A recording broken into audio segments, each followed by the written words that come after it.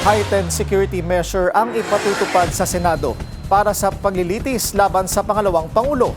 May hinaing naman ang ilang motorista na tiyak daw na maaabala. Ang detalye sa Agenda Weekend Report ni Remus Macasero.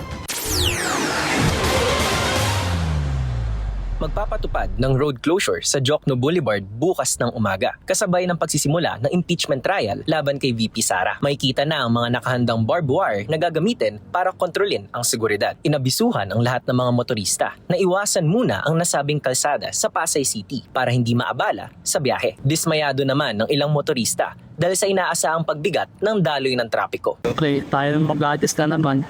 Talagang naman yung natin, tayo lagi mag-adjust.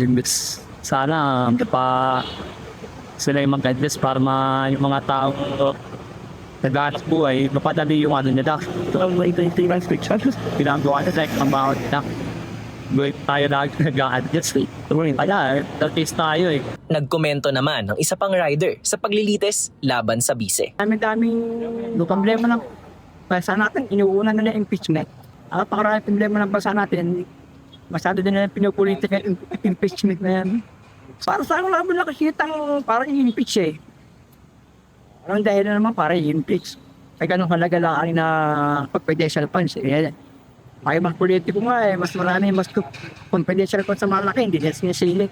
Nakipag-ugnayan na rin ng iba't ibang grupo mula sa pro- at anti-impeachment camps sa Office of the Sergeant at Arms para sa ikakasanilang kilos protesta sa labas ng compound. Magpapakalat din ang National Capital Region Police Office ng mahigit 6,000 pulis para magbantay sa paligid ng Senado. Papayagan lamang pumasok sa mga gate ang mga individual na may opisyal na impeachment ID, regular Senate ID at pre-approved na vehicle stickers. Naglaan naman ang Senado ng limitadong slots para sa 150 registered civilians na dumaan sa online visitor management system para makapanood sa loob ng plenary hall. Susuriin ng mga otoridad ang sitwasyon bukas upang matukoy kung palalawigin ang closure hanggang Martes at Miyerkules.